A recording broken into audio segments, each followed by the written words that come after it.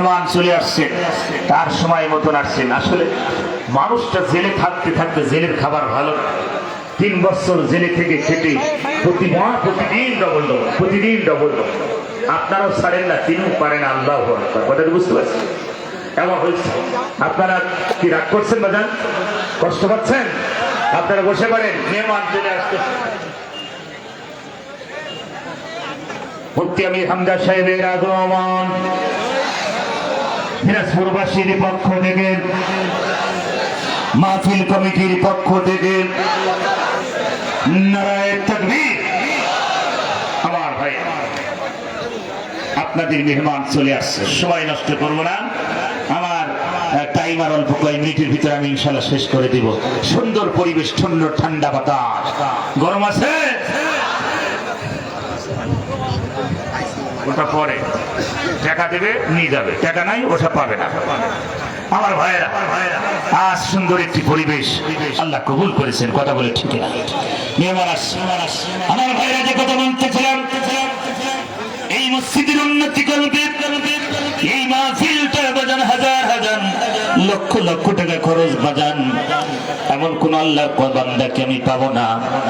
হুজুর কয়েক মিনিটের ভিতরে আমি শেষ করে দিব, বেশি সময় নষ্ট করবো না। বাজান মেহমান বসে আছে, সময় নষ্ট করবো না।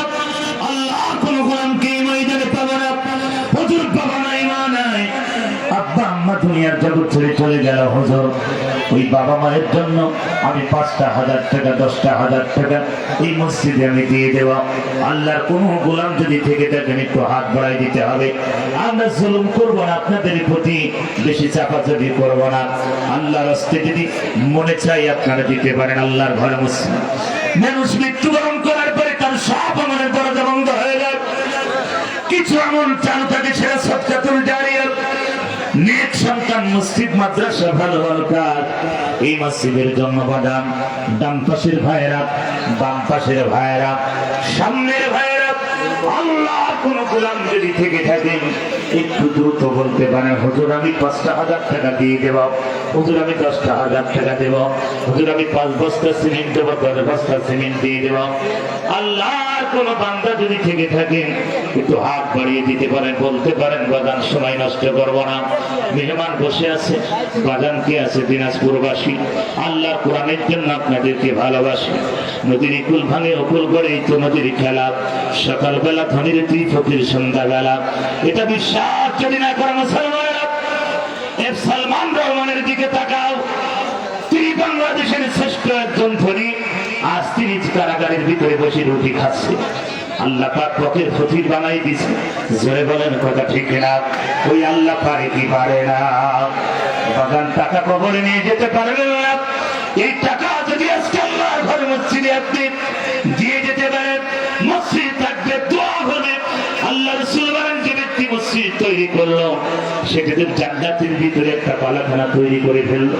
আমার ভাইয়েরা, এমন আল্লাহর কোন গোলাম থাকলে একটু দ্রুত বলেন, কয়েক মিনিটের ভিতরে আমি শেষ করে দেবো। বাজান মেহমানকে বসায় রেখে কথা বলবো না। বাজান বেশি কে আছেন এমন একজন আল্লাহর গোলাম নাই এই ময়দানে? দিনাজপুরবাসী আল্লাহর কোরআনের জন্য ভালোবাসি। বাম পাশের ভাইয়েরা, ডান পাশের ভাইয়েরা, সামনের ভাইয়েরা, এমন আল্লাহর একজন গোলামকে আমি পাবো না। হুজুর আমি 5,000 টাকা 10,000 টাকা দিয়ে দিব, জুলুম আপনাদের প্রতি করবো না। সম্মানিত ভাইয়ের, আমার একটু জিজ্ঞেস করুন, লা ইলাহা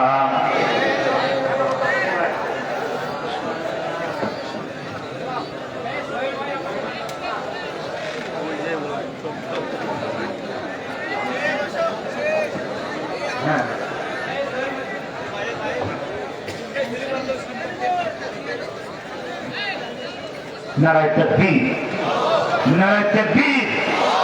আজকের মাহফিলের প্রধান অতিথি আমার বড় ভাই, অত্যন্ত ভালোবাসার মানুষ। যেটা বলছিলাম, আমি আপনাদের হাতের বিষয় বলেছিলাম, নির্ভরযোগ্য একজন প্রতিষ্ঠান, যিনি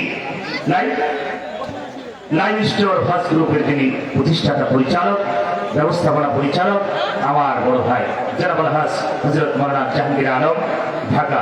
তিনি আপনাদের সামনে এসেছেন। তিনি এই মসজিদের জন্য 10,000 টাকা ধরে বলেন মারহাবা।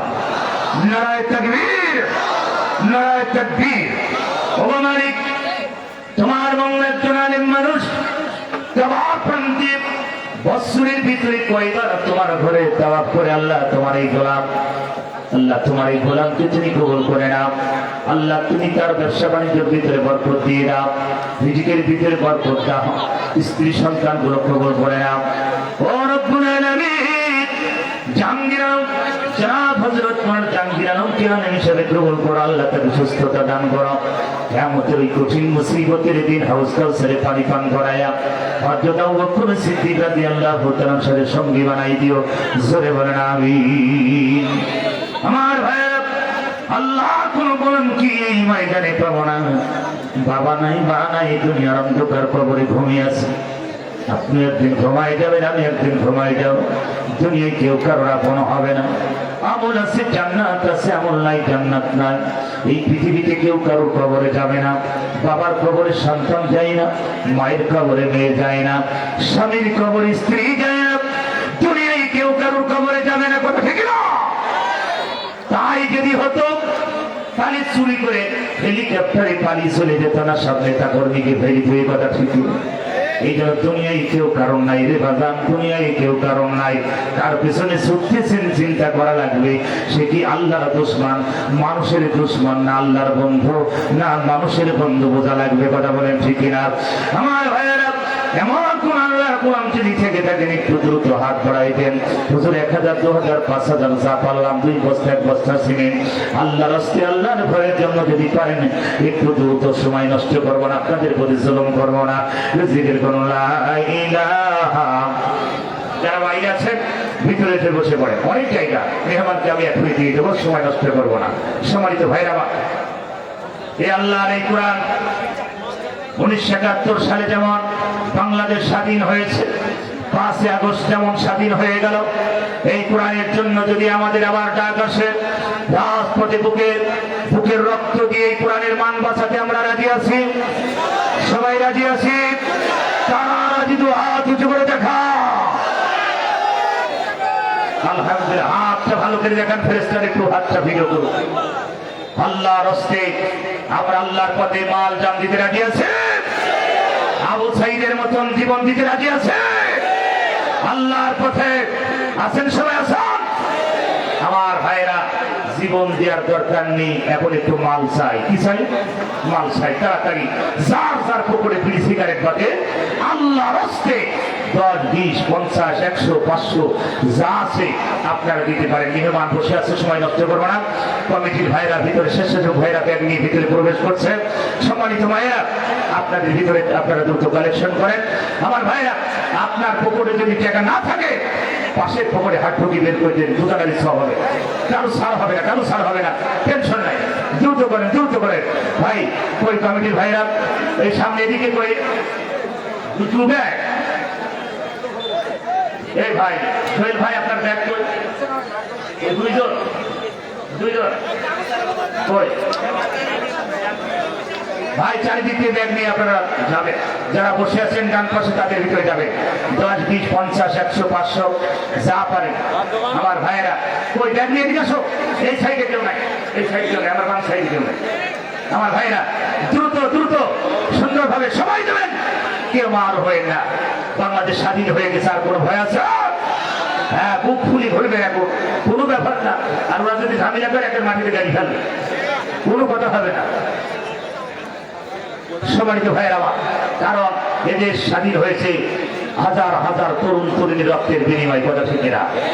হ্যাঁ, এ জাতি সাহস দেখিয়েছে, এ জাতি রক্ত দিয়েছে, বাতিলের কাছে কোনো আপোষ করে নাই, কথা বলে ঠিক না? আমার ভাইয়েরা, আগামীর বাংলাদেশ হবে টুপিওয়ালাদের বাংলাদেশ। সবাই আজাদি আছেন? আমার ভাইয়েরা, তাড়াতাড়ি রাজি হলে হবে না, পকেটের মধ্যে ব্যাগের মধ্যে টাকা দিতে হবে। তাড়াতাড়ি। আল্লাহ তোমার একজন বান্দা ব্রেন নাম নাই, আল্লাহ 500 টাকা দিয়ে আল্লাহ কবুল করো, দুনিয়াতে সম্মান বাড়াও, মনের সাথে পূরণ করো। গোপনে করছে দান, আল্লাহ তার সম্মান বৃদ্ধি করে দাও। কিয়ামতের ময়দানে পরিবার সহ জান্নাত দিও। আমার মায়েরা, আমার নিয়ত করে দান করে, সন্তান অসুস্থ, স্বামী অসুস্থ, নিজে অসুস্থ, 10, 20, 50, 100, 500 যা পারেন আল্লাহ রাস্তায় আজকে আপনারা দিবেন। হাজার হাজার মানুষ। ভাইয়ের আমার, আপনাদের সামনে এই স্বাধীনের পরে এই ফুল ফুলবাড়ি প্রথম মুফতি আমির হামদার আগমন, কথা বলে ঠিকই না? বাংলাদেশ স্বাধীনের পরে ৭১ ওই স্বাধীন না, ৫ই আগস্টে যে স্বাধীন হয়েছে। আমার ভাইরা সবাই দেবেন, যারা দাঁড়িয়ে আছেন, যারা বাম পাশে বসে আছেন চেয়ার নিয়ে, তাদের ভিতরে যান ১০, ২০, ৫০ বাজা। আজকে রাত আমার আপনার জীবনের শেষ রাত হতে পারে, কথা বলে ঠিকই না? কোনো গ্যারান্টি ওয়ারেন্টি আছে নাই। এই জন্য ১০টা টাকা যদি আজ থেকে যা আমার বাজার, এই ১০ টাকায় নাজাতের জালিয়া হয়ে যেতে পারে। বুঝলো কত টাকা কত কিছু চলে যা। আজকে ১০টা টাকা আল্লাহর কোরআনে লোক দিয়ে দাও, আল্লাহ তোমার ব্রেন স্মৃতি আল্লাহ বৃদ্ধি করে দেবেন, আল্লাহ তোমার ব্যবস্থা করে দেবেন, চাকরির ব্যবস্থা করে দেবে, আল্লাহ সুস্থতা দান করবেন। আমার দিনাজপুরবাসী যারা দাঁড়িয়ে আছেন সবাই দেবেন। 10টা 20টা টাকা দিলে 1 লাখ 2 লাখ টাকা কোনো ব্যাপার না। আপনারা 10 লাখ একের বোঝা আল্লাহ ঘর মসজিদে নিয়ে করে দেন, ওটা সবাই দেবেন। মা বোনেরা আপনারাও দিতে থাকেন। আর দিকে বলুন লা ইলাহা। সবাই তো ভাইরা আমার, মুফতি আমির হামদার সাহেব 3টি বছর কারাগারে বন্দী ছিল। এই কারাগারের ভিতরে বসে বসে তিনি বই লিখেছিলেন। তিনি সময় নষ্ট করে নাই। সেই বইগুলো আবার নতুন করে গাড়িতে পাবেন। এই বইগুলো গাড়িতে আছে, মানে আগে ছিল একটু দাম বেশি ছিল, এখন দামটা কমাই দিয়েছেন। আপনারা সবাই নিয়ে যেতে পারবেন, ইনশাল্লাহ সবাই নিয়ে যেতে পারবেন, দাম কমাইছে, আপনারা নিয়ে যাবেন। ভাইজান তিনি বলছেন, আমি তো 3 বছর জেল খাটলাম, কত মানুষ আমার জন্য দোয়া করেছে। এই জন্য তিনি লাভ, তিনি আর বইয়ের ব্যবসা তার না, বইয়ের ব্যবসাটা তার না, তার শালা আছে, তিনি বই মেনটেন করেন। এই জন্য তিনি লেখার দরকার, তিনি লিখেছেন, কিন্তু বইয়ের একটা খরচ আছে, বইয়ের পাতাগুলো অনেক দামি। তারপর তিনি সম্মানের কারণে, ভালোবাসার মানুষের কারণে আজকে তার বইটার দাম কমাই দিয়েছে। আপনারা যাওয়ার সময় নিয়ে যাবেন, সবাই মা বোনের আপনারা নিয়ে যাবেন। কারণ দাম্পত্য জীবনে একজন নারী এবং পুরুষের কি সমস্যা সে বিষয় নিয়ে তিনি গবেষণা করে লিখেছিলেন। ভাইয়ের আমার সবাই দেবেন। কেউ আমার জন্য দোয়া চেয়েছে, নাম কি? মিজান হোসেন 1000 টাকা দিয়েছে, আল্লাহ কবুল করো। মিজানের পাল্লা ভারী করে দিও আল্লাহ। মিজানের আব্বা আম্মাকে তুমি মাফ করে দাও, যদি মারা যায় কবরে দাও, মাফ করো। বেঁচে থাকলে রেখা তেরাস করো। মিজানের পরিবারকে আল্লাহ তুমি কবুল করো। কিয়ামতের ময়দানে হাউস কাউসারে পানি পান করায়া পরিবার সহ করে তুমি জান্নাতে বলে আমিন। আমার ভাইরা যাদের কালেকশন হয়েছে দ্রুত আপনারা 2 পাশে কালেকশন করে বাইর হয়ে কমিটির কাছে জমা দিয়ে দেন। মা বোনের আপনাদের কালেকশন হলে আপনারা পাঠাই দিন। আমার সম্মানিত ভাইরা সবার কাছে যাবেন, যারা দাঁড়িয়ে আছেন আমার যুবকেরা, ও যুবক, আজ তোমাদের কারণে দেশ স্বাধীন হয়েছে, কথা বলেছি কিনা? যুবকের আমার মতো হুজুরের দ্বারাই হয় নাই, যেটা সত্য সেটা কথা বলতেই হবে, কথা ঠিক না? এদেশে তরুণ যুবক যদি রাজপথে ঝাঁপিয়ে না পড়তো তাহলে দেশ স্বাধীন হতো না। স্বাধীন করেছেন কে? আল্লাহ কবুল করেছেন মাধ্যমে তরুণ তরুণী ছাত্র ছাত্রী।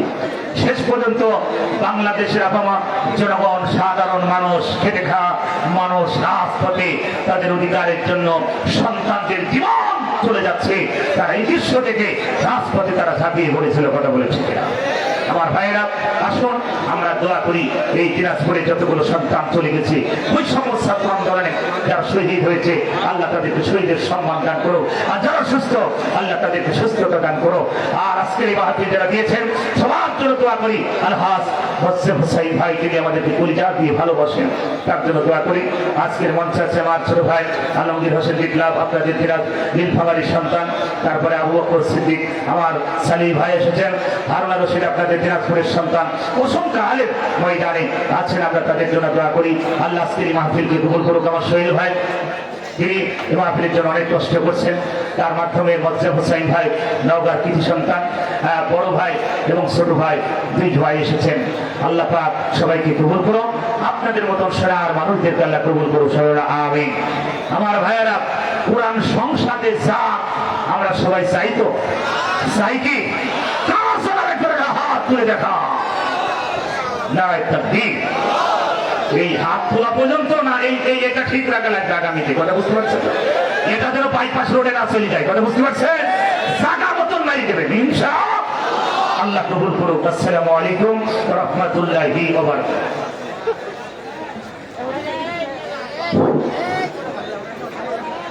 আলহামদুলিল্লাহ, সম্মানিত উপস্থিতি, ইতিমধ্যে আমাদের মাঝে আজকের এই বিশাল তাফসীরুল কোরআন মাহফিলের প্রধান অতিথি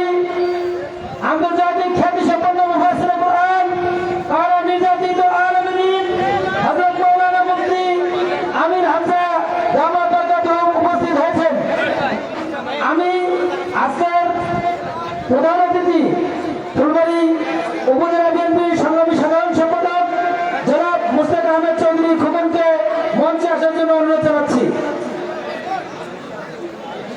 আজকের এই মাহফিলের সভাপতিত্ব করছেন, আমরা একটু দুঃখ প্রকাশ করছি, আপনাদের ইউনিয়নের যে চেয়ারম্যান তিনি অত্যন্ত অসুস্থ, আসতে পারেননি। ওনার পরিবর্তে সভাপতিত্ব করবেন এখন এলোয়ারি ইউনিয়নের চেয়ারম্যান আলহাজ মাওলানা নবীউল ইসলাম।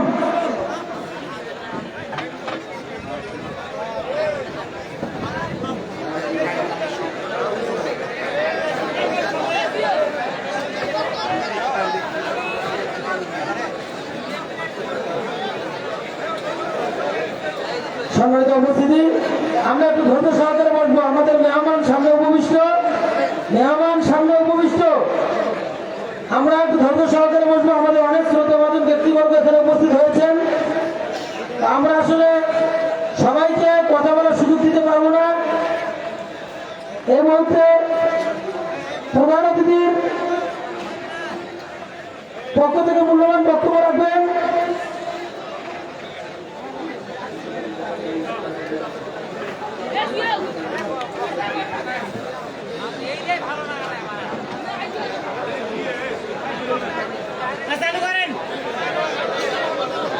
আপনারা একটু 2 মিনিট ধৈর্য সহকারে বসবেন। প্রধান অতিথি উপস্থিত হয়েছেন, তিনি 2 মিনিট সর্বোচ্চ আপনাদের সামনে কথা বলবেন, এরপরে প্রধান মেহমানের আলোচনা। আমাদের মাঝে প্রধান অতিথি হিসেবে উপস্থিত হয়েছেন আমিনা গ্রুপের স্বত্বাধিকারী জননেতা জনাব মোহাম্মদ মোস্তাক আহমেদ চৌধুরী খোকন। তিনি আপনাদের সামনে 2টি কথা বলবেন, এরপরেই প্রধান বক্তার আলোচনা।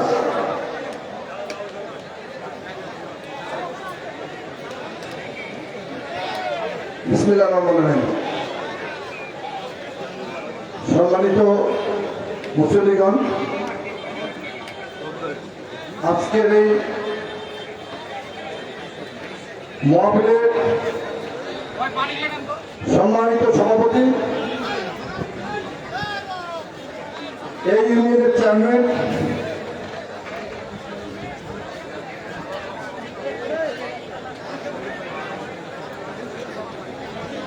মোহাম্মদ নাজমুল সাকিব বাবলু, সহসভাপতি হিসাবে উপস্থিত আছেন মাওলানা নবীউল ইসলাম এবং এই স্টেজে আরো জামাত ইসলামের আমি মঞ্জুর কাদের ভাই সহ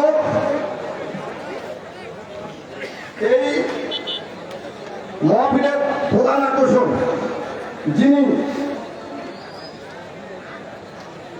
আজকে আপনাদের সামনে উপস্থিত হয়েছেন,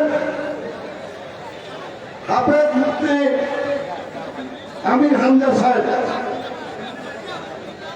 আমি আসলে বক্তব্য দিব না, কারণে আমরা ওনার বক্তব্য শোনার জন্য এসেছি, তাই না ভাই? আমরা গত কিছুদিন আগে সম্ভবত ফেব্রুয়ারি মাসে এই মাঠে ওনার একটি মাহফিলের আয়োজন করা হয়েছিল, আপনারা সবাই এসেছিলেন। মনে হয় সেই মাহফিলে আমরা ওনার বক্তব্যটা শুনতে ভালো পারিনি, এই কারণে যিনি বাংলাদেশে এই ইসলামকে ধ্বংস করার জন্য উঠি পড়ে লেগেছিল, যিনি এদেশ থেকে ধ্বংস করে আজকে দেশ ছেড়ে পালিয়ে গিয়েছে, সেই গণহত্যাকারী শেখ হাসিনা ওনাকে বারবার জেলে পাঠিয়েছে। উনি বাংলাদেশের বাইরে থাকতে পারেননি, ওনাকে সবসময় জেলে রাখা হয়েছে। প্রিয় ভাইরা, আমরা ওনার জন্য দোয়া করব এবং সেই সঙ্গে আজকে ওনার সেই বক্তব্যগুলো শুনবো, যেই বক্তব্য শুনে আমাদের প্রাণ খুলে হাসবো আজকে, যিনি ওই বক্তব্যটা দেয় বাংলার মাটিতে, যার বক্তব্য শুনলে শেখ হাসিনা কলিজা শুদ্ধ ছিঁড়ে যেত, যার কারণে ওনাকে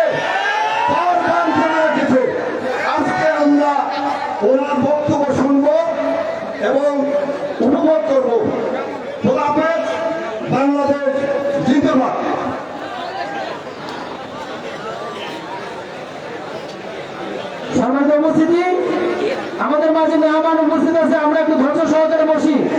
এখনো যারা রাস্তা পথে আছেন সবাই চলে আসি।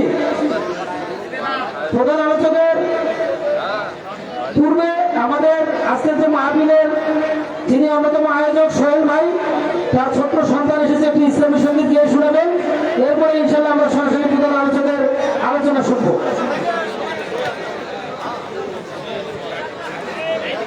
আসসালামু আলাইকুম ওয়া রাহমাতুল্লাহ।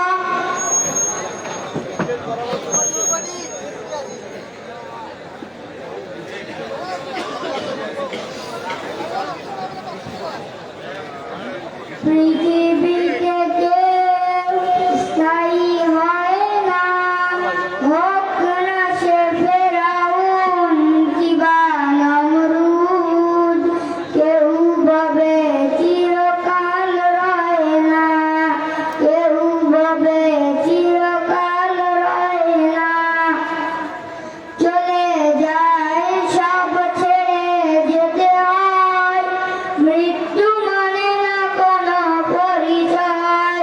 সব রাজা মহারাজা আর মহাবীর, সব রাজা মহারাজা আর মহাবীর, কাউকে সে অবকাশ দেয় না।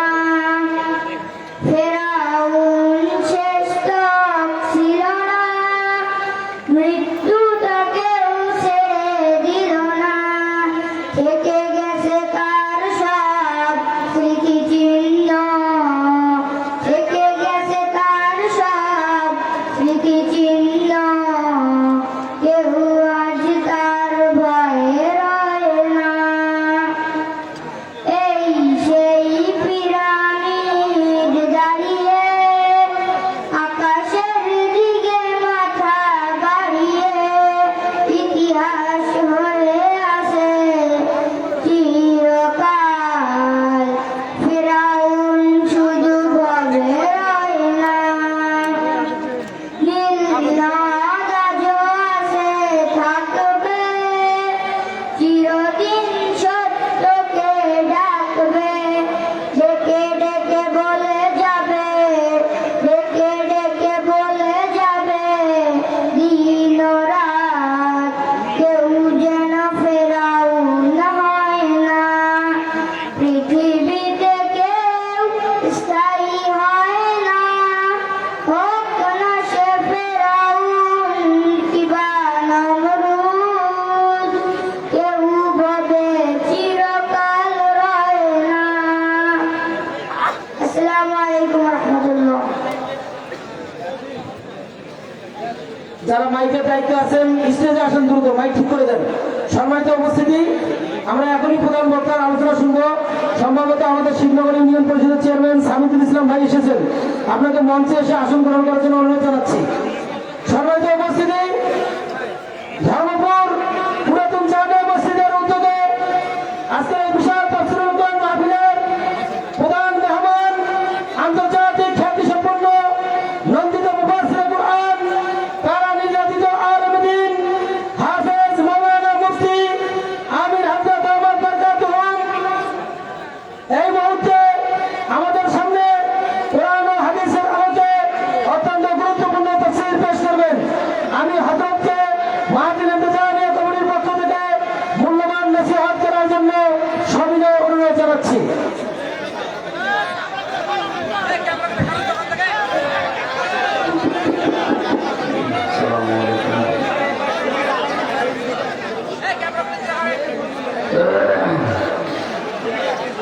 نحمده ونستعينه ونستغفره ونؤمن به ونتوكل عليه ونعوذ بالله من شرور أنفسنا ومن سيئات أعمالنا من يهدي الله فلا مضل له ومن يضلل فلا هادي له ونشهد أن لا إله إلا الله وحده لا شريك له وأشهد أن محمدا عبده ورسوله الذي أرسله بالحق بشيرا ونذيرا وداعيا إلى الله بإذنه وسراجا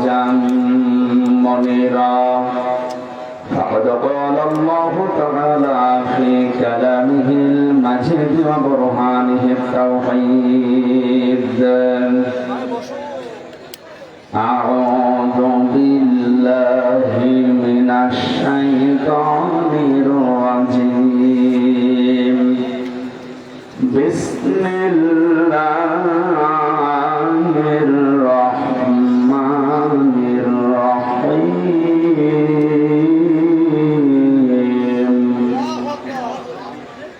قد خلت من قبلكم سنن فسيروا في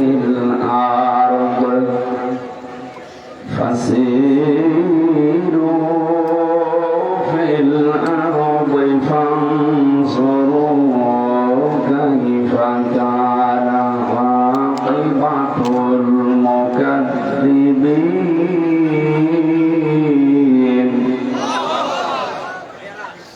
هذا بيان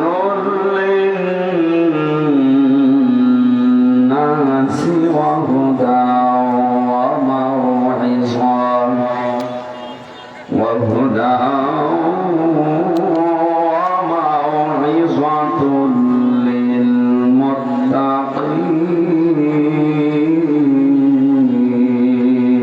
للمتقين صدقت يا ربنا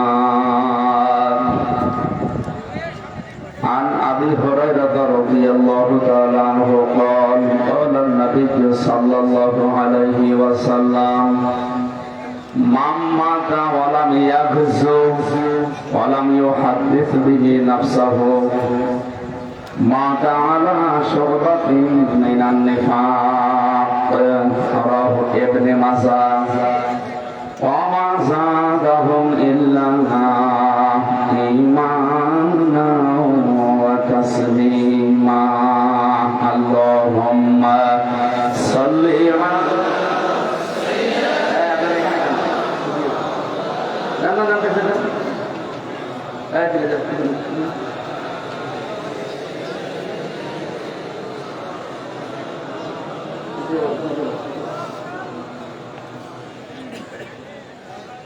কত ব্যথা কত ভাবে সয়েছ যে তুমি তোমারই খুনে লাল তায়েফের ভূমি ফেরেশতা এসে চায় ধ্বংসের হুকুম লৌহ মাখা মোহাম্মদ প্রাণেতে হাসরাত হে আল্লাহ ক্ষমা করো এ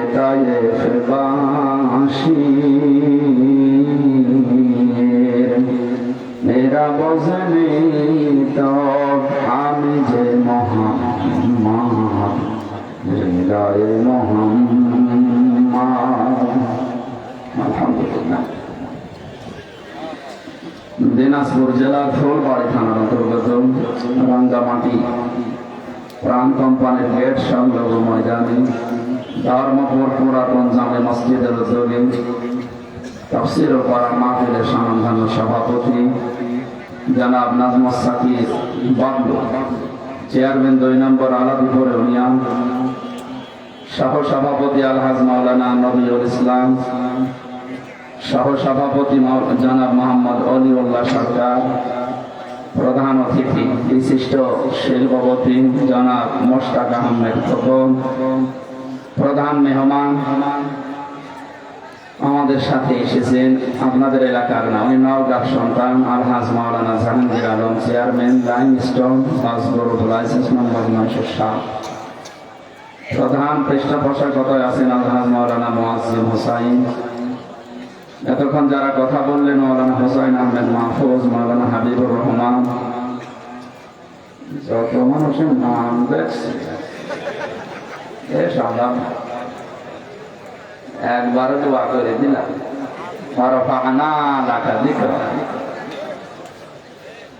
আল্লাহ এদের মর্যাদার সম্মান তুমি আরো বাড়িয়ে দাও, বলেন আমিন।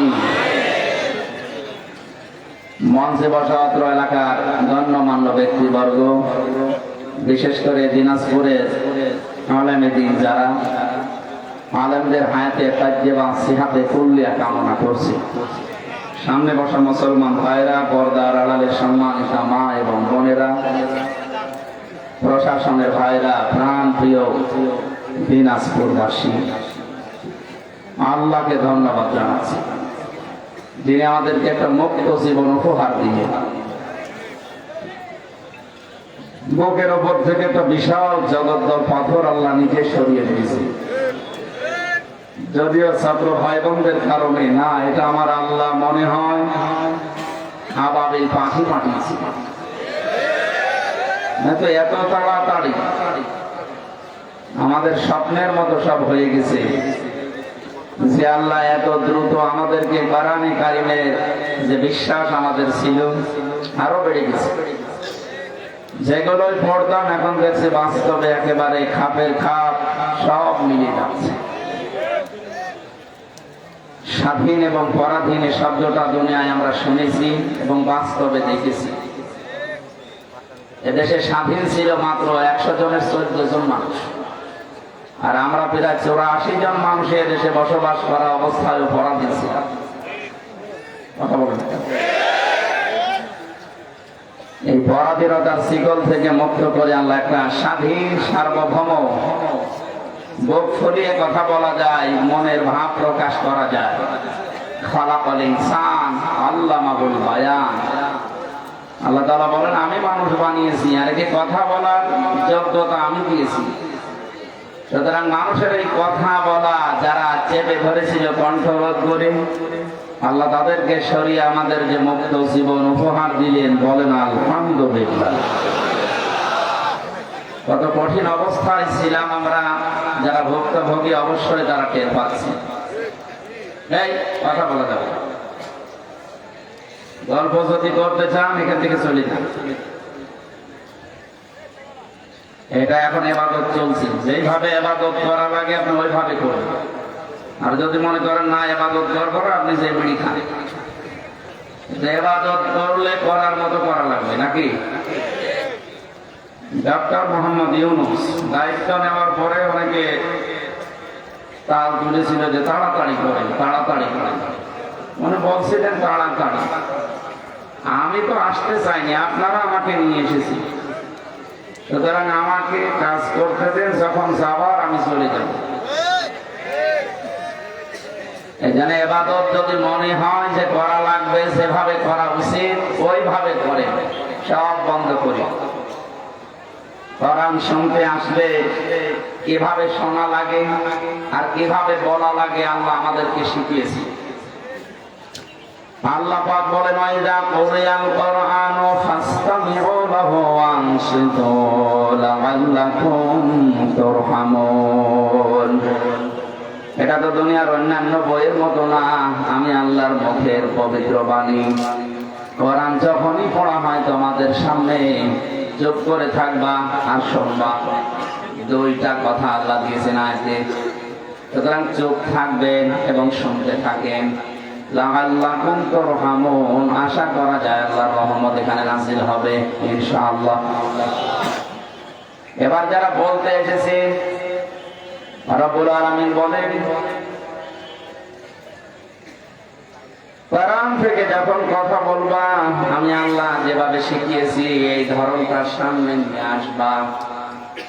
আল্লাহ কিভাবে শিখিয়েছেন? কিতাবুন উনজিলা ইলাইকা ফালা ইয়াকুম ফি সাদরিকা হারাজাম মিনহু লিতুনযিরা বিহি ওয়া যিকরা লিল মুমিনিন। এই যে একটা কিতাব হে নবী আমি আপনাকে দিলাম, এটা দিয়ে যখন মানুষদেরকে সতর্ক করবেন, তখন আপনার মনের ভেতরে যেন কোনো ভয় কাজ না করে। আপনি নিজেই যদি ভয় পেয়ে যান যে না জানিয়ে কথা বলবে, আবার ওরা কি মনে করে, যে রাগ হয়ে যায় কিনা, তাহলে আপনি কোরআন প্রচার করতে পারবেন না। আপনি যখন প্রচার করবেন, আপনার মনের ভেতরে যেন কোনো ভয়, প্রথম শব্দটাই ভয়, দ্বিধা, দ্বন্দ্ব, সংশয়, সন্দেহ, 33টা শব্দ এখানে আছে। এলে একটাও যেন আপনার মনে না আসে, কারণ কোরআন এই পৃথিবীতে শুধু মুমিনদের জন্য উপদেশ। এখন যদি বলেন মুমিন বাদ দিয়ে যারা আছে তাদের জন্য না, ওদের জন্য কোরআন উপদেশ না। ওয়ালা ইয়াজিদু সালিমিনা ইল্লা খাসারা। কোরআনের আলোচনায় মুমিনদেরই কাজ হয়, আর জালেমদের দিন যত চাই ক্ষতি বৃদ্ধি হয়। এখানে 15.5 বছর যারা জুলুম করেছে ওরা কিন্তু কোরআনে কারীম থেকে সবচাইতে বেশি পালিয়েছে। কোরআনে কারীমের একটা অনুষ্ঠান যদি 10 জন মানুষ হয় সেখানেই বাধা দিয়েছে, আর কোরআনের বাইরে যত অনুষ্ঠান হাজার হাজার মানুষ হলো সেখানে কোনো অসুবিধা হয়নি। আপনি দেখতে পাননি ইসালে সাহাবের নামে, ওরস শরীফের নামে, ওরস মোবারকের নামে মানুষ কি কম হতো ওখানে? চট্টগ্রাম, ফেনী, কুমিল্লা ওই লাইনে আমি দেখেছি ওরস মোবারকে, ওরস শরীফে ন্যাংটা বাবার মাজারে লক্ষ লক্ষ মানুষ, কোনো বাধা নেই। ওরা নিজেরাও গাঁজা খায়, পুলিশ পাহারা দেয়। অথচ দিনাজপুরের এই জায়গাতে যদি 10 জন মানুষ এই 15.5 বছরে এক জায়গায় হয়ে কোরআনের আলোচনা করেছে, শুনেছে, সেখানেই বাধা। কেন বলেন তো? কারণ কোরআনের দ্বারা জালেমদের কোনো উপকার নেই, ওদের শুধু ক্ষতি বৃদ্ধি হয়। জালেমের পক্ষে কোনো কথা আল্লাহ কোরআনে দেয়নি, যত কথা দিয়েছে সব জালেমের বিপক্ষে। এই জন্য এতদিন পর্যন্ত জালেমরা সবচেয়ে বেশি বাধা দেওয়ার চেষ্টা চালিয়েছে এই পৃথিবীতে কোরআনে কারীমের প্রসারকে আর অবস্থানকে। যেখানে কোরআন একটু দাঁড়ানোর চেষ্টা চালিয়েছে সেখানে উল্টা পাল্টা ধারণা করে নষ্ট করে দিয়েছে।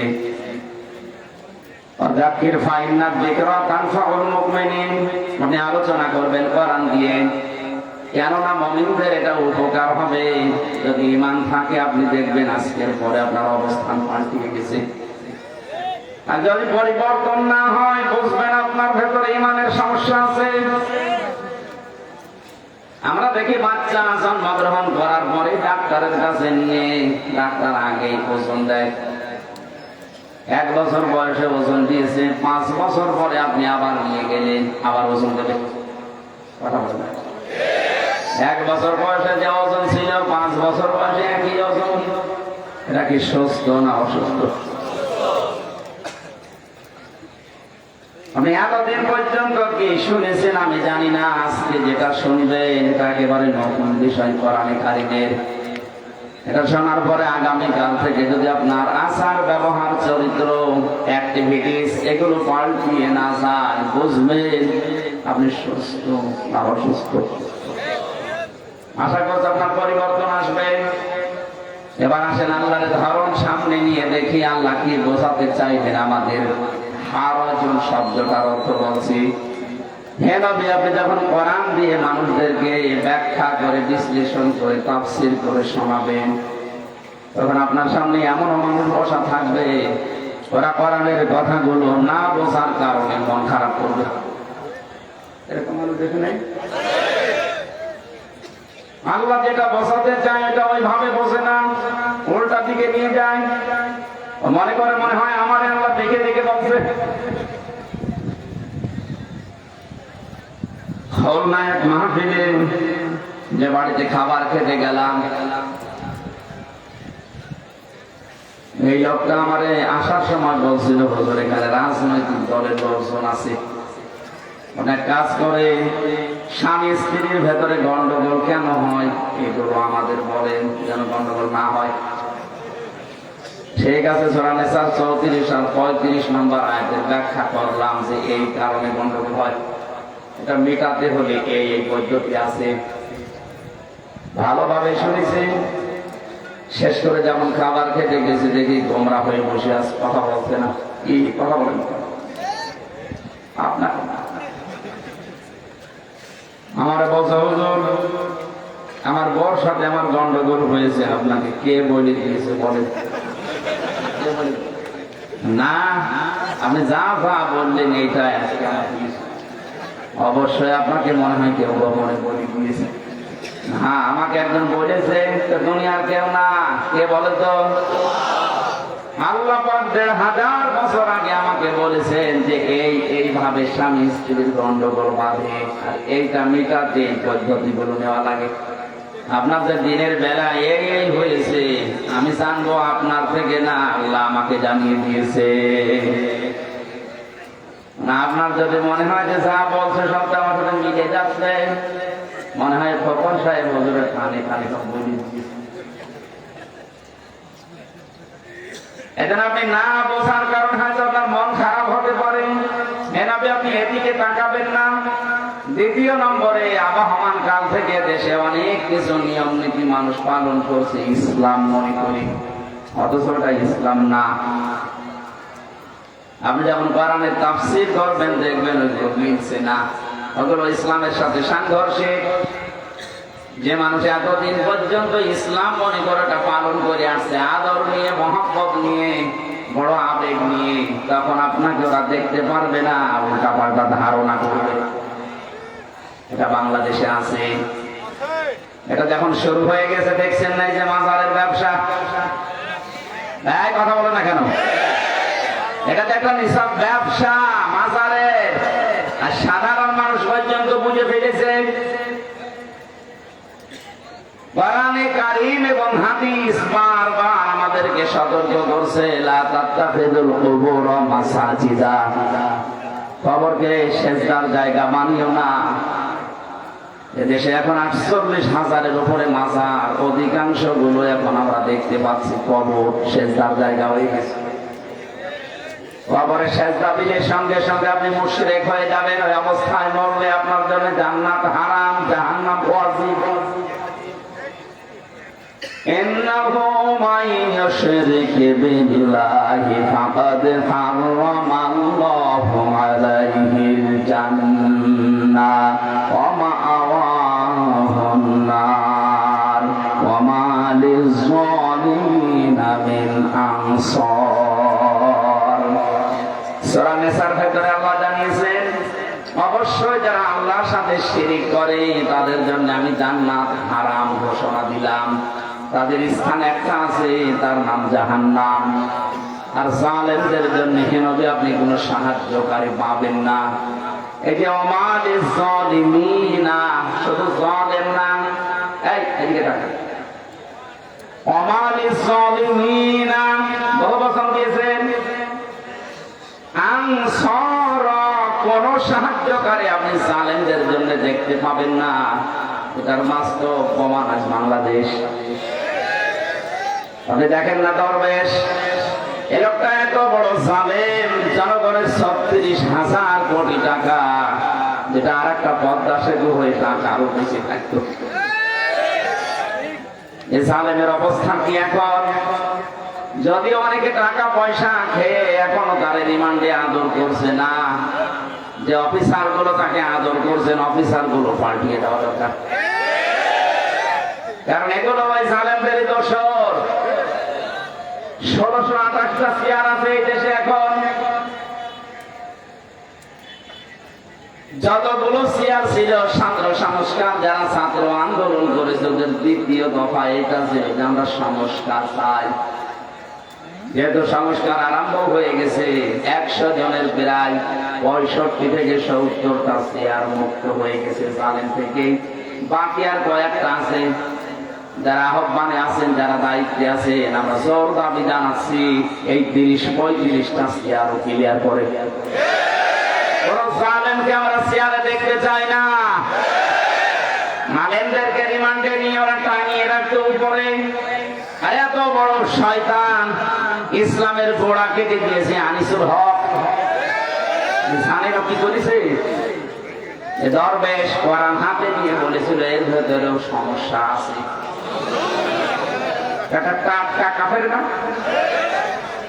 আল্লাহ বলেন জালিকাল কিতাবুল লা রাইবা ফীহি, এর ভেতরে সন্দেহ দূরের কথা, অবকাশ পর্যন্ত নেই। আর বলছে না, এর ভেতরে সমস্যা আছে, তবে মেজর না, হাদিস তো আছে। কোরআনে যে লোকটা সন্দেহ করতে পারে ওটা ইমানদার না বেঈমান? মানে বেঈমানরা শুনলাম রেখেছে এসি ঘরে রেখে, ওরে বাড়ির খাবার খাওয়াচ্ছে, আর আমাদের 24 ঘন্টা ফাঁসির কন্ডেম ছেলে তালা লাগিয়ে রাখতো। বাড়ির খাবার তো বলে কথা, নিজের খাবারই কারা দিচ্ছেন আমরা কিন্তু জানি, কারণ ওই পাতা আমার পড়া আছে। দরবেশের উল্টা পাল্টা টাকা আছে, তো এখান থেকে টাকা খাচ্ছেন আর ওর সাথে আচরণ ভালো করছেন। জালেমের সাথে কোনো আচরণ ভালো নেই, কারণ জালেমরা আল্লাহর মামলার আসামি। জনগণ তো মামলা দিয়েছে, ওরা সরাসরি কার মামলার আসামি? তাদের সাথে যে আচরণ করছেন, এই দৃশ্যগুলো বাইরে এখন আসতেছে। মানুষ কিন্তু আবারও জালেম হওয়ার পায়তারা করবে, কারণ সামনে যারা আছে এরা যদি আবার আল্লাহ পায়, এরা মনে করছে যে আল্লাহর ওলি হয়ে যাবে, এরাও জালেম হয়ে যাবে। সুতরাং এমন আচরণ করেন জালেমদের সাথে যেন কিয়ামত পর্যন্ত কেউ জালেম হতে না পারে।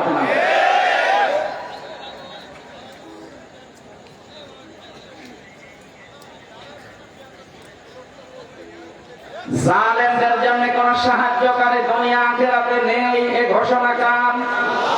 আল্লাহর এই ঘোষণা ভাইলাট করে, এই ঘোষণাকে ওভারটেক করে, ওভারকাম করে যারা জালেমদেরকে সাহায্য করছেন, এখনো আপনি থামেন না তো আপনিও কিন্তু টার্গেটে পড়বেন। কথা বলে না কেন? আমি ইঙ্গিত দিলাম, কথা হয়তো আপনি বুঝেছেন না, বোঝার ভান করে বসে থাকবেন না।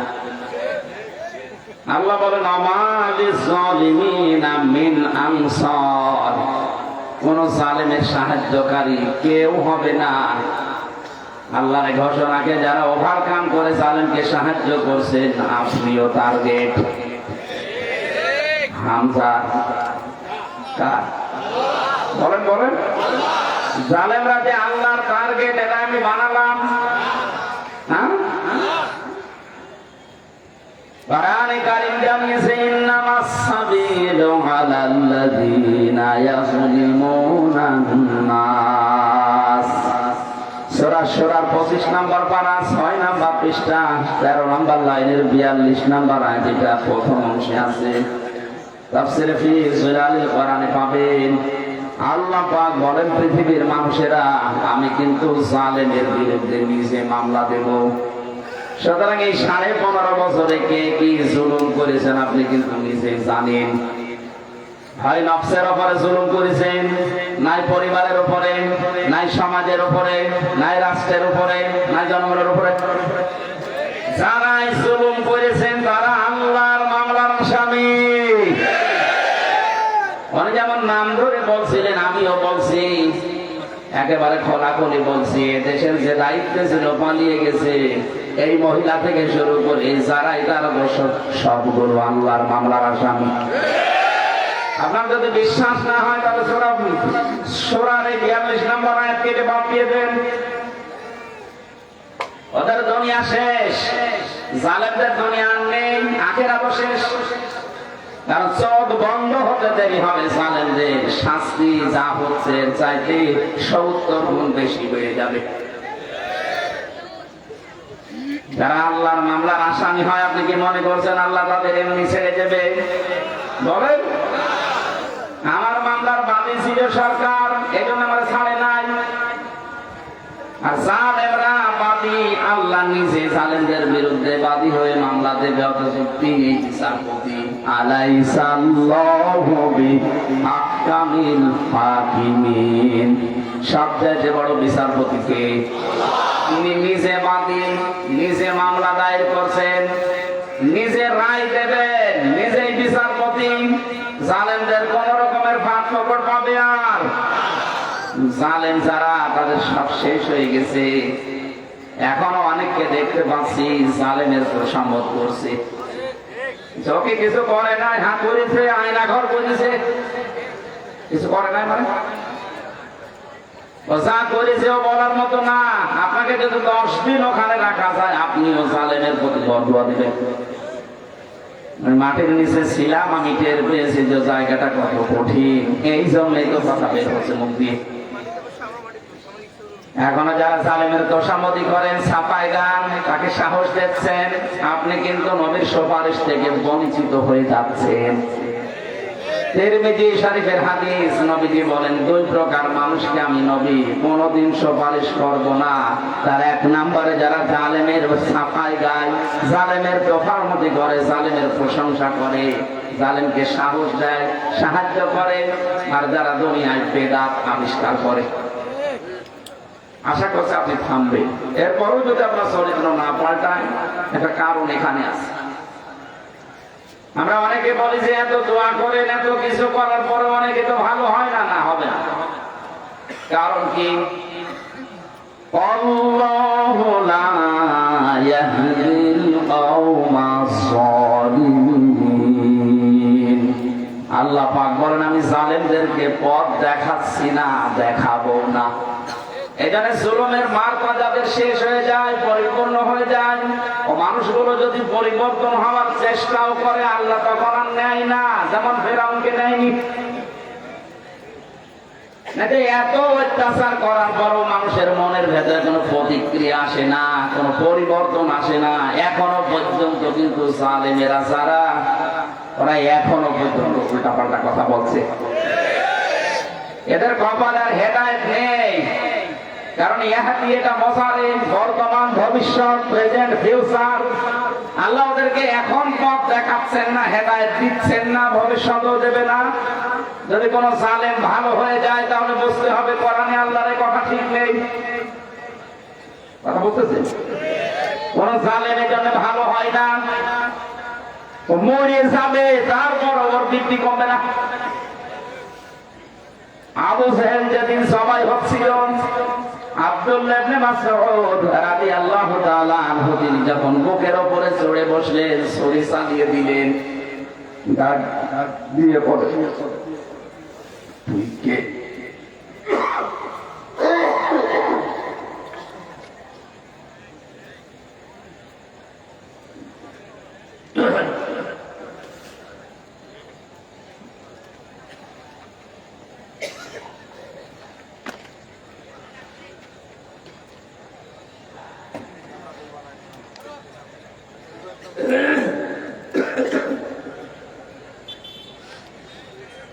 আমার বুকের উপরে তুই কে? হযরত ইবনে মাসউদ বললেন আমি ইবনে মাসউদ। কি করিস এখন? বলে তোকে জবাই করব। জবাই যদি করো তো আমার গলাটা একটু বড় করে কাটো, মানুষ যেন দেখে বুঝতে পারে যে এটা নেতার মাথা। শয়তান মরে যাচ্ছে, গলা আলাদা হয়ে যাচ্ছে, তারপরও বৃদ্ধি কমছে না। কি অপমান হয়ে গেল, এরপরও বৃদ্ধি কমেছে, ষড়যন্ত্র চালিয়ে যাচ্ছে। গত বর্ষ দিন ওনার ছেলে একটা স্ট্যাটাস দিয়েছে, দেশের মানুষ আমার মাকে কুকুরের মতো তাড়িয়ে দিয়েছে। দেশের মানুষ আমার মাকে কুকুরের মতো তাড়িয়ে দিয়েছে। এর জায়গার কি অপমান হবেন? এর বড় যদি আপনার বৃদ্ধি না কমে, ষড়যন্ত্র না কমে, বুঝতে হবে ফেরাউনকে আল্লাহ যা করেছিল আপনাকেও তাই করবে। কারণ জুলমের মাত্রা যখন পার হয়ে যায়, তখন আল্লাহর দায়িত্ব ছেড়ে দেয় না, ওর কপালের হেদায়েত নেই। যদিও ফেরাউন শেষে বলেছিল আন্নাহু লা ইলাহা ইল্লাল্লাহ, বলতে পারে না। যারা আলেম বসে আছেন তাদেরকে বলছে, ফেরাউন যখন খাবি খাচ্ছিল, একবার নিচে একবার উপরে, ওই সময় কিন্তু বলেছিল আন্নাহু লা ইলাহা ইল্লাল্লাহ, বলতে পারে না। ইল্লাল্লাহ বলতে যাবেন, ফেরেশতা জিবরাইল এক খামলা কাদা এনে মুখের উপরে দিয়ে বলতে, তোর বলার দরকার নেই। কেন? আল্লাহ বলেন এখন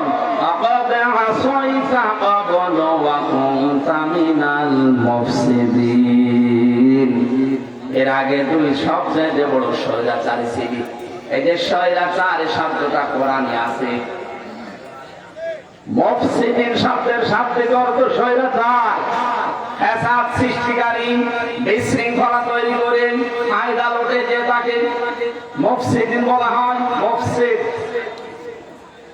এই মানুষগুলো বহু চেষ্টা চালিয়েছে। আগস্টের 5 তারিখের পর থেকে আজকের এই 14 তারিখ পর্যন্ত এক মাস কয়েকদিনে কতবার বিশৃঙ্খলা করার চেষ্টা চালিয়েছে ওখানে বসে বসে, একটাও এদেশের মানুষ সফলতা দেয়নি। আপনি দেখেন, বিদায় নেওয়ার পরে একটা তুলেছিল শোন হিন্দুদেরকে দিয়ে, যে দেশের সংখ্যালঘু আছে এদের উপর কিন্তু অত্যাচার হবে। আল্লাহ পাক হয়ে দেশের মানুষের ভেতরে এমন একটা কিছু জাগিয়ে দিয়েছে, দেখা যাচ্ছে মন্দির পর্যন্ত আলেমরা পাহারা দিচ্ছে।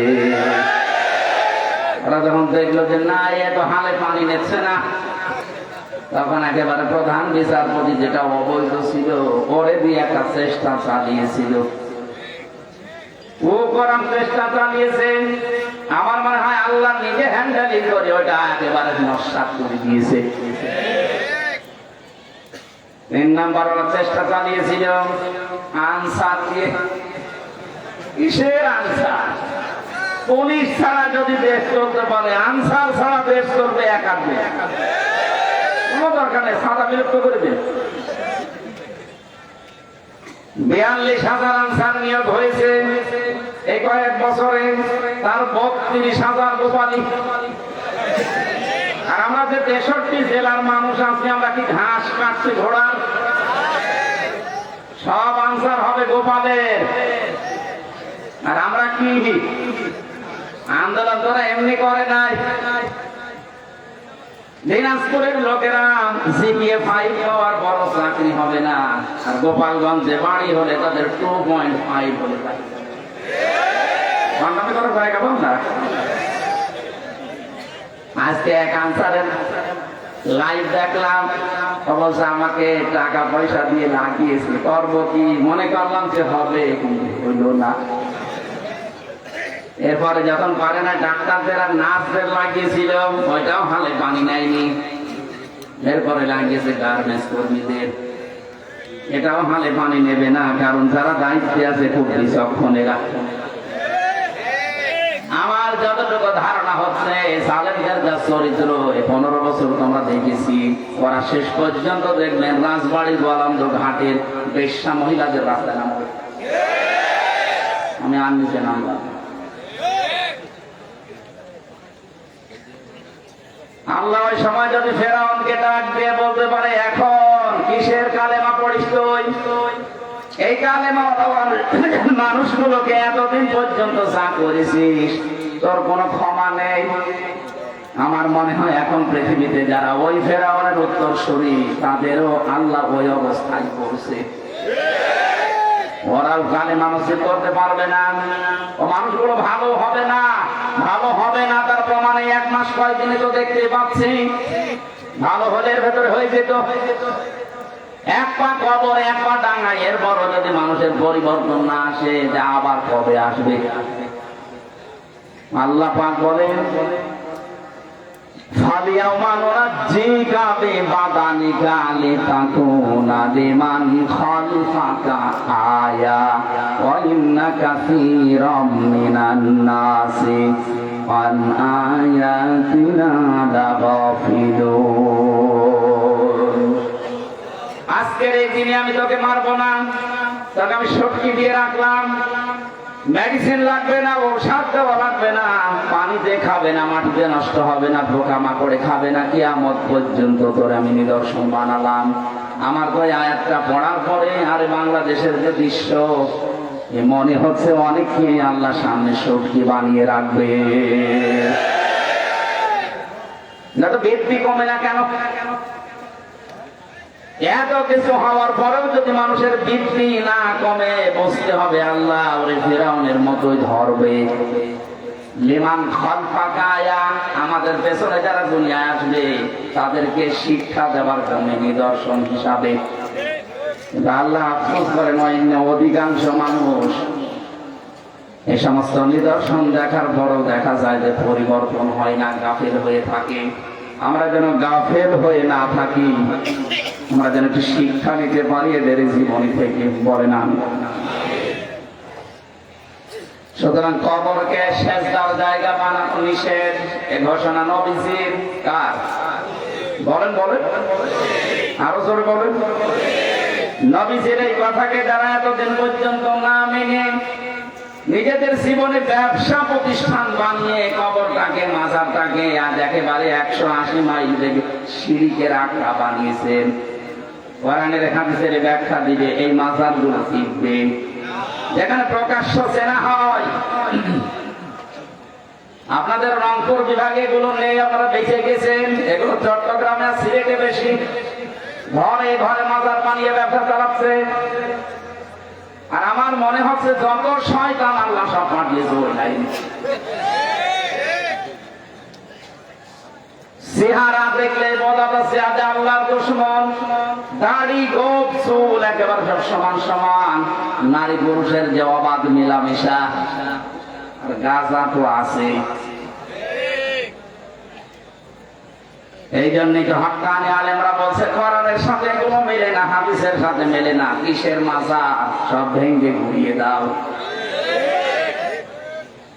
মাজার যদি এত দামি জিনিস হতো, এই যে এখানে হাসি বসে আছে না, আলহাজ জাহাঙ্গীর আলম, এই যে আলহাজ মোয়াজ্জেম হোসেন, সারাটা জীবনের অর্ধেক সময় কাটিয়েছে মদিনায় মক্কায়। জিজ্ঞাসা করেন তো হযরত উসমানের কবর পড়ে আছে তিনি একটা পাথর দেওয়া শুরু।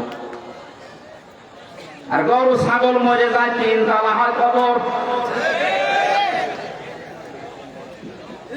ওসমানের মতো মানুষ যদি এমনি সাধারণ ভাবে পড়ে থাকতে পারে, কোন ঘেরা দেওয়া নেই, শুধু একটা পাথর দেওয়া মাথার কাছে, 1000 বছর পড়ে আছে, আর তুমি কি এত দামি মানুষ তো তোমার কবর মাজার পাকা করা লাগবে? আবার উপরে নাম লিখে দেয় টং টং শাহ, হযরত টং টং শাহ রহমতুল্লাহ আলাইহি। এই টং টং কোন মানুষের নাম হয়? আরে আল্লাহর ওলি হয় কি? এগুলো সব ব্যবসা। কোরআনের ব্যাখ্যা করলে এগুলো টিকবে না, তখন আপনি ওদের মন পাবেন না। ওরা আন্দাজে তখন ধারণা করবে যে মনে হয় আমাদের বিরুদ্ধে। কেন আপনি ওই দিকেও তাকাবেন না, আমার কোরআনের কথাগুলো স্পষ্ট ভাবে বলবেন, কারণ এটার দ্বারা মুমিনদের উপকার হবে। কাদের? আমাদের ভেতরে ঈমান আছে তো? বলেন ইনশাআল্লাহ, বলেন ইনশাআল্লাহ। অবশ্যই আজকের আলোচনায় আমাদের কাজ হবে যদি আমাদের ঈমান থাকে।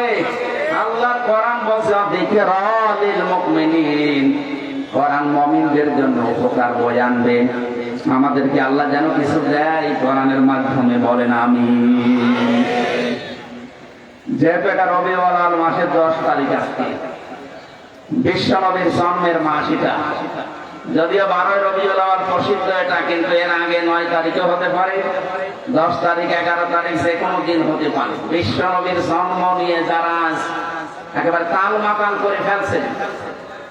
আমি বললাম না যে রংপুর বিভাগের মানুষেরা বেঁচে গেছে, এগুলো চট্টগ্রামে চান এখন ঈদে মিলাদুন নবী নাম দিয়ে কি যে আরম্ভ করেছে এরা।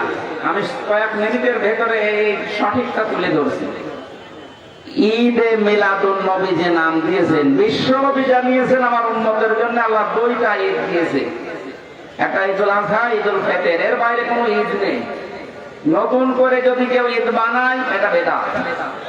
বলেন, কিছুক্ষণ আগে যে হাদিস বললাম, যারা বেদাত আবিষ্কার করে তাদের জন্য নবীর সুপারিশ হারাম। বলেন বলেন। সুতরাং নতুন করে যাতে ঈদ বানিয়েছেন, নবীর জন্ম নিয়ে বলেন আর বাপের জন্ম নিয়ে বলেন, যারাই বানিয়েছেন তারা বেদাত করেছেন। আর বেদাত করলে কোনোদিন আপনি নবীর সুপারিশ পাবেন না। নবীর সুপারিশ না পেলে জান্নাতে পাবেন না। কথা বলেন, এর সাথে আমরা আছি না? নেই। কিসের ঈদে মিলাদুন নবী? মিলাদ শব্দের শাব্দিক অর্থ হচ্ছে জন্ম। মিলাদ মানে কি বলেন না কেন? কোরআনে কারিমে আল্লাহ নবীর জন্ম নিয়ে আনন্দ করে এই কথা দেননি, বলেছেন নবীর আদর্শ নিয়ে অনুসরণ করো।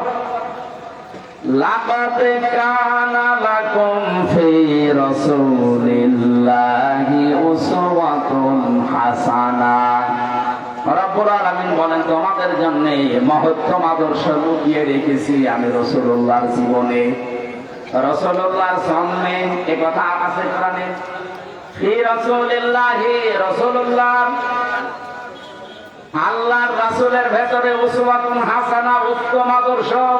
তাহলে আল্লাহ এখানে বিলাদুন না দিয়ে উসওয়াতুন হাসানা দিলেন কেন? এবার আমার প্রশ্ন, এই আপনি শুনতেছেন? না না, আপনার মন পাচ্ছেন, এদিকে তাকান। যদিও নবীজি ঘোষণা হয়েছিলেন সেই জন্মের সময়, পৃথিবী তৈরি হওয়ার আগে আমাদের নবী নবী, কিন্তু ঘোষণাটা হয়েছে 40 বছর বয়সে।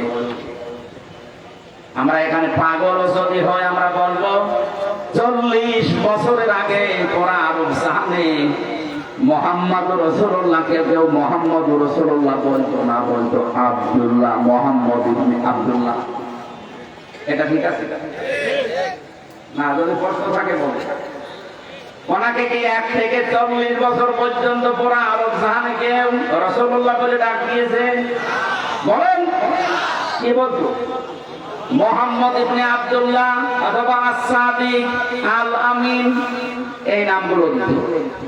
এখন উনি রাসূলুল্লাহ হয়েছেন 40 বছর বয়সে, যখন নবুয়ত পেয়েছেন কোরআনের দ্বারা।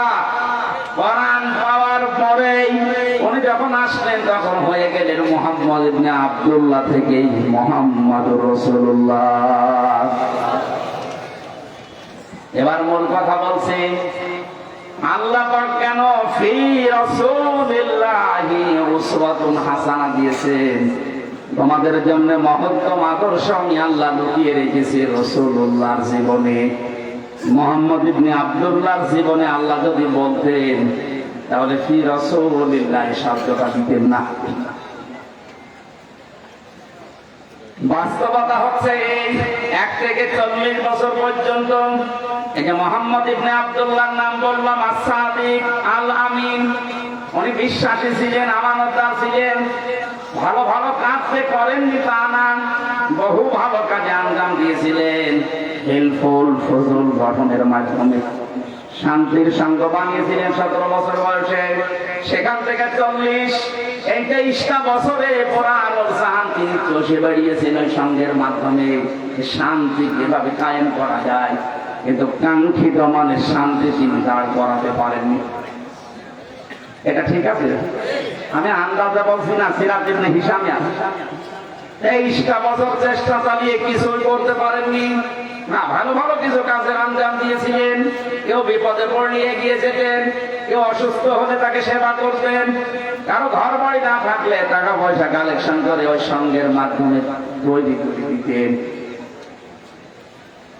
কিন্তু ফল কাঙ্ক্ষিত মানের দিতে পারেননি। এই একটাই মানুষ 40 থেকে 63 এই 23 বছরে তিনি কোরআন হাতে থাকার কারণে এত পরিবর্তন করেছিলেন।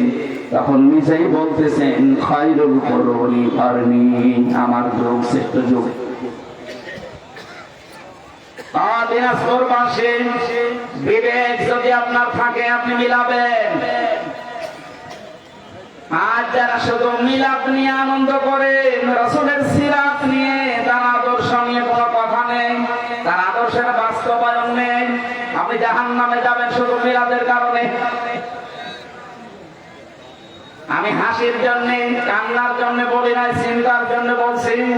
তাকান নবীজির 2টা চাচার দিকে, হযরতে হামজা, হযরতে আব্বাস রাদিয়াল্লাহু তাআলা আনহুমা।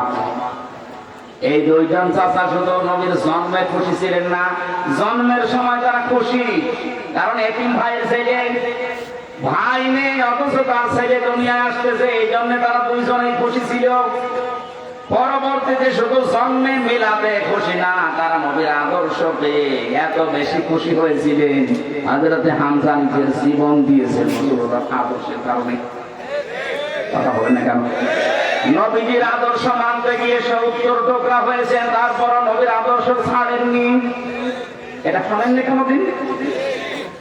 হযরতে আব্বাস রাদিয়াল্লাহু তাআলা আনহু তিনি নিজে জানিয়েছেন, মানসা কতমাল ঈমান, তুমি যদি ঈমানের স্বাদ পেতে চাও, মান রাদিয়া বিল্লাহি রাব্বা, যে ব্যক্তি আল্লাহকে রব পেয়ে খুশি হয়ে গেছে, অবিল ইসলাম দিনা, ইসলামকে জীবন ব্যবস্থা পেয়ে যারা খুশি, নবী মুহাম্মদুর রাসূলুল্লাহ সাল্লাল্লাহু আলাইহি ওয়াসাল্লাম নবিয়্যাও ওয়া রাসূলা, মোহাম্মদ রাসূলুল্লাহকে যারা নবী এবং রাসূল পেয়ে খুশি, এই তিনটা গুণ যে অর্জন করবে সে ব্যক্তি ঈমানের স্বাদ পাবে।